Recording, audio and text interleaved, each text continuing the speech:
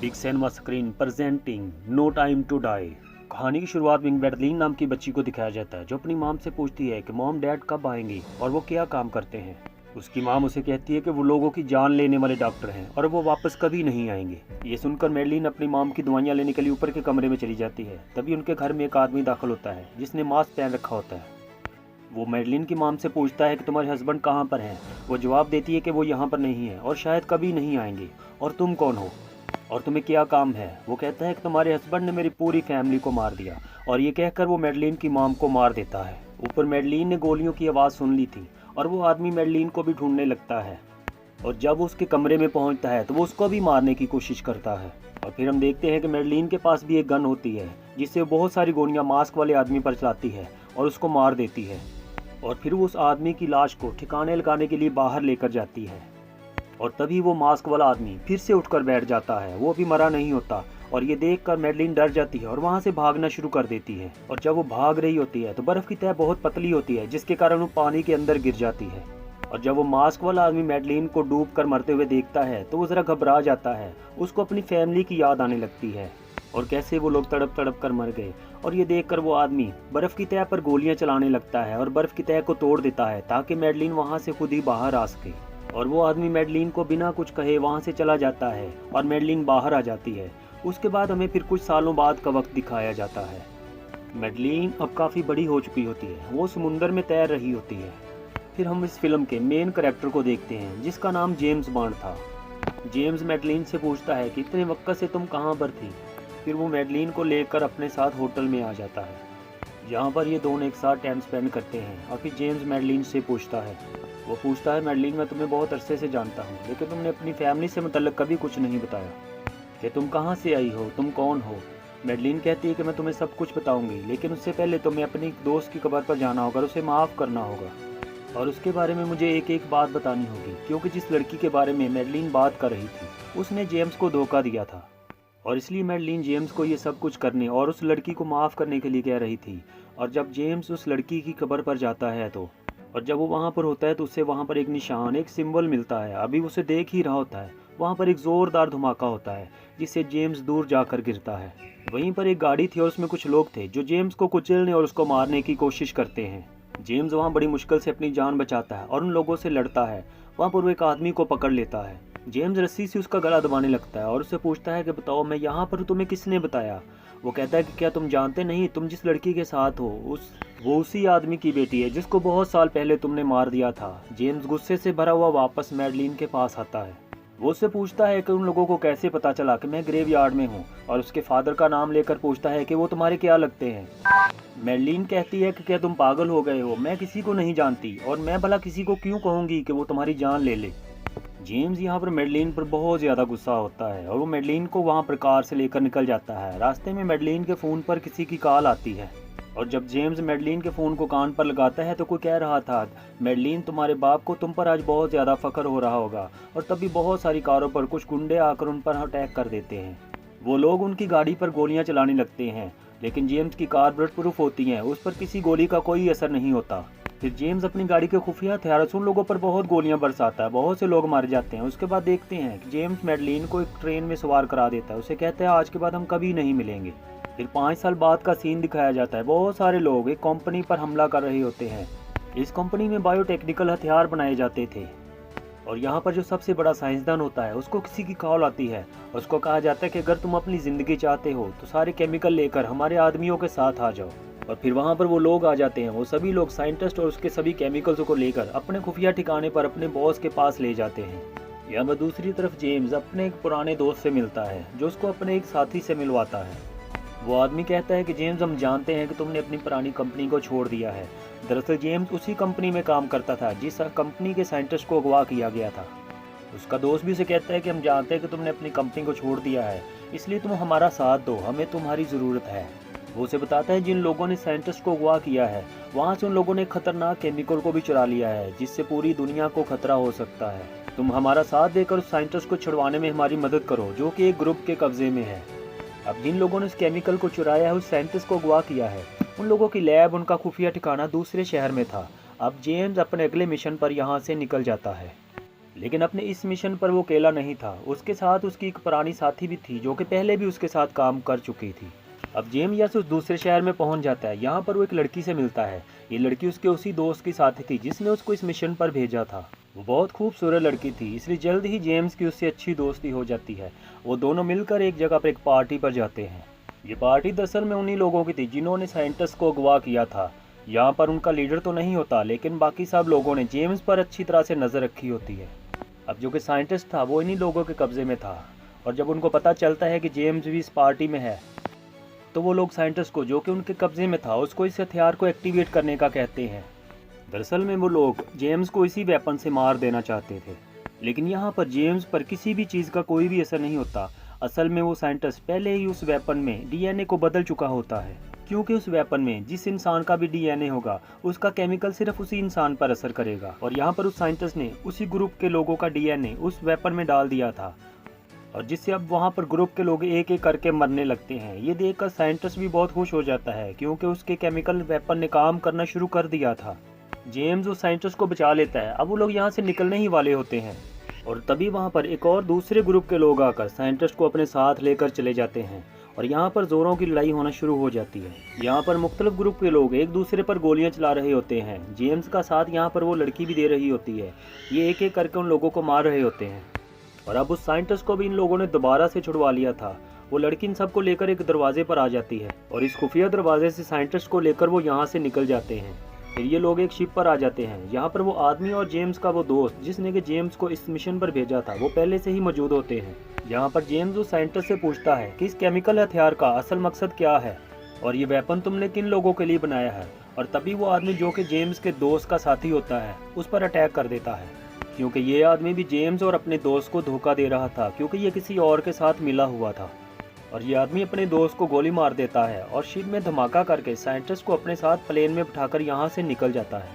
अब धमाके की वजह से शिप टूट जाता है, और उसमें लगातार पानी भर रहा होता है, वो डूबने ही वाला होता है। और यहाँ पर जो जेम्स का दोस्त होता है उसको गोली लग चुकी होती है। उसको पता चल जाता है कि वो अब नहीं बचेगा। वो जेम्स को कहता है कि तुम अपनी जान बचाकर यहाँ से निकल जाओ, और मजबूरन फिर जेम्स को उसे वहीं पर छोड़ना पड़ता है। उसके बाद वो एक लाइफ बोट पर अपनी जान बचाकर वहाँ से निकल जाता है। उसके बाद सीन शिफ्ट होता है, और यहाँ पर मैडलिन को दिखाया जाता है। यहाँ पर मैडलिन के साथ हम एक आदमी को देखते हैं। ये दोनों अपने माँ बाप को याद करते हैं और एक दूसरे को अपनी कहानी सुनाते हैं। फिर वो आदमी मैडलिन को एक बॉक्स देता है। वो उसको खोलती है, वो देखती है उसमें वही मास्क होता है जो कि उसने अपने बचपन में देखा था। यहाँ पर हमको पता चलता है कि अब तक जो कुछ भी हो रहा था वो सबके पीछे इसी आदमी का हाथ था, और इस आदमी का नाम सैफीन होता है। और मैडलिन की माम को भी इसी आदमी ने मारा होता है। और मैडलिन अपनी आंखों में आंसू भरकर उससे पूछती है कि तुमने मेरी माम को क्यों मारा था। मैडलिन उससे पूछती है कि अब तुम क्या चाहते हो। सैफीन उसको बताता है कि मेरे डैड का एक फूलों का बाग था, उनको फूल बहुत ज़्यादा पसंद थे, लेकिन तुम्हारे डैड ने किसी के कहने में आकर मेरे डैड को मार दिया और उनसे उनका फूलों का बाग भी छीन लिया। और तुम जानती हो कि तुम्हारे डैड को तो जेम्स ने बहुत पहले मार दिया था, जो कि तुम्हारा बहुत अच्छा दोस्त भी है और जिससे तुम प्यार भी करती हो।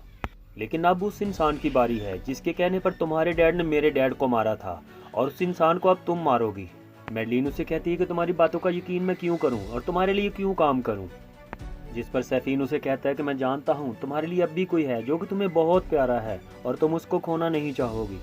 जिस पर मैडलिन सैफीन को हाँ कर देती है। अब सैफीन उसे यहाँ पर एक जहरीला परफ्यूम देता है जो कि किसी भी इंसान के जिस्म पर लगाने से उसकी मौत हो सकती है।